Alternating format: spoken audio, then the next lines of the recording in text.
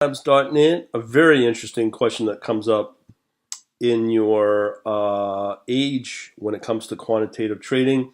Let's say you're wanting to get into the career because it's very lucrative. Uh, so this rare type of article, as I said here on Quant Start, is quite an interesting topic that seems to have gotten popular on my Facebook. So, as it says here, and this is very true, age is not a barrier in the financial markets. What they look for are the good performers at all ages and they get well rewarded. So they look for competence, drive, and initiative. That's the things that the banks and hedge funds and whoever else look for.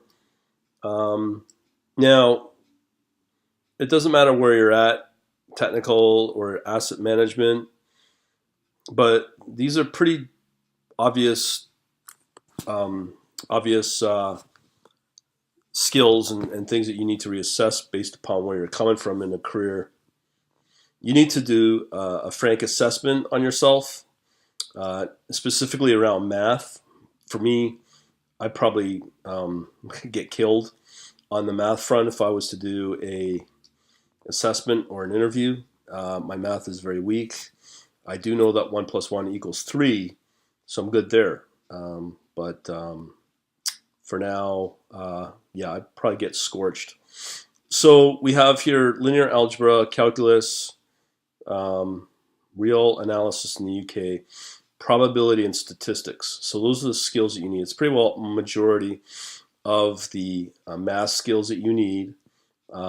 They want you to, for sure, have a master's, or at least, or even better, a quantitative PhD.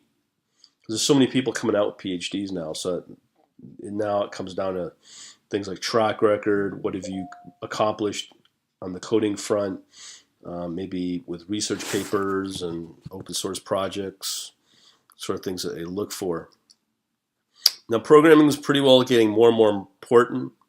You can see here, the languages that you definitely need are now this is especially, and this is pretty well all of finance now. Financial engineers, quant traders, quant researchers, quant developers, and risk managers. You need to be fluent in most languages and for any of the quant roles.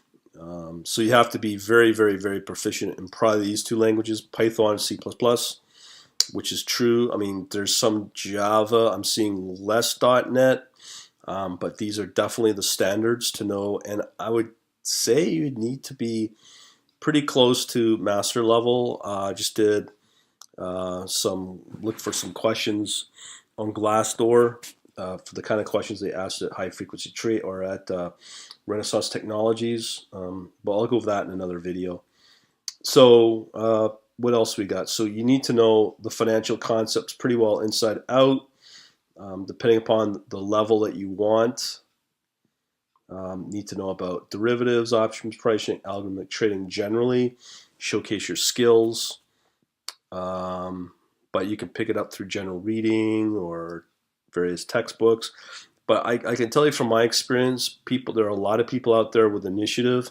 So if there's 500 people applying for a job or even two, it's these skills that will set you apart. Even if you're at a PhD level, the other thing you may need to do is to go back to school, get your MFE, Master's of Financial Engineering, or if you're older, try to get the Paul Wilmot certificate of quantitative finance. So that's the most popular supposedly.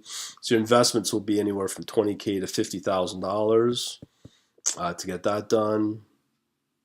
And as it says, it's a very significant career move. But if you do make it, you will definitely get the compensation. So you have to be proficient and have some level of mathematical and very important stuff, and it's changing ever so much.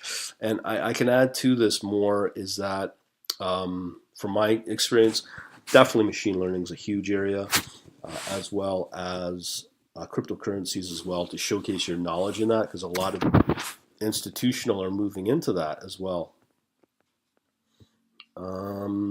So these are all the benefits of the moving into it. It's rewarding, it's challenging. The financial, obviously, compensation is very good.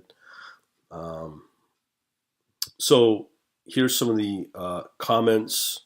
One was mentioning about John Hall's book, where you know it from cover to cover. Uh,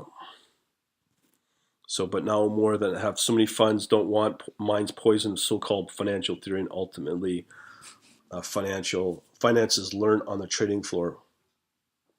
What I learned in terms of derivatives is simply never touched upon in the majority of texts. That's true, but you only get that once you hit and get to the level of working on a trading floor. So I do think you need to know the classic knowledge of what's being mentioned in this article. But once you get to this area, once you have a job, most likely you won't be using a lot of it. But it is to help you distinguish yourself from the rest. Now, I don't know what date. So this is 3 years ago, but things have radically changed since this comment, where obviously there's more emphasis on software development or engineering, as well as I said, even more recently, there's definitely you need to be a master over on machine learning like TensorFlow. So this quant job is a numbers game. Prepare interview a lot, but every interview you get is a bonus. And once you're in, you're in. It's a great place to be from then on. I guess so, yeah. But that's it. So I just wanted to highlight this article found here at Quant Start, and hopefully that'll help you out later.